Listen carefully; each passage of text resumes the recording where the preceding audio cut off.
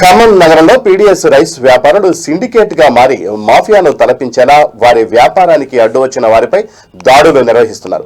గతంలో పలు దొంగతనాల కేసుల్లో నిందితులుగా ఉన్న వారు సైతం వ్యాపారంలోకి వచ్చి వాళ్ల వ్యాపారానికి అడ్డు వచ్చిన వారిని చంపడానికి కూడా సిద్ధపడుతున్నారు. ఖమ్మం నగరంలోని వివిధ ప్రాంతాల నుండి ఆటోల ద్వారా బియ్యాన్ని సేకరించి లారీలలో లోడ్ చేసి పీడీఎస్ రైస్ ను ఆంధ్ర ప్రాంతానికి తరలిస్తున్నారు. ఎవరైనా చూసి పొరపాటున పోలీసులకు ఫోన్ చేసి చెప్తే వారిని టార్గెట్ చేస్తున్నారు. ఒకవేళ పోలీసులకు ఇన్ఫర్మేషన్ ఇచ్చి పట్టించినా వారు నామమాత్రం కేసులు పెట్టి పంపిస్తున్నారు. రమేష్ అనే ఆటో డ్రైవర్ పై దాడి చేసి విచక్షణ రహితంగా కొట్టారు. అరటి పండ్లు కోసే కత్తితో శరీరంపై కోశారు. దాదాపు 10 మంది వచ్చి చితక బాదారు. తమ వ్యాపారానికి అడ్డు వస్తే చంపేస్తామని అడ్డు వచ్చిన అతని భార్యపై కూడా చేయి చేసుకున్నారని బాధితుడు తెలిపారు.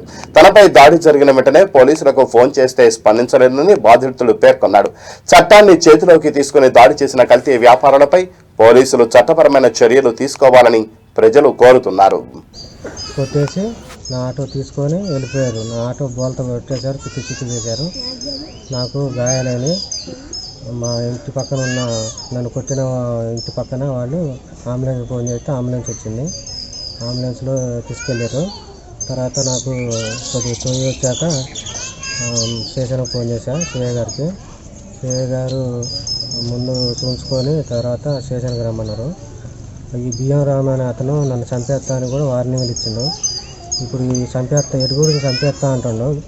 వాళ్ళకి దందాకి అడ్డు రావద్దు, అడ్డు వచ్చిన వాళ్ళు చంపేస్తా అంటుండు. ఆ దందాకి నేను అడ్డు పోవట్లేదు, నువ్వే వస్తున్నావు అనేసి నన్ను చంపేస్తా అని డైరెక్ట్ చెప్పేసిండు. నాకు ప్రాణహాని ఉంది. నేను ఛానల్ని కలవటం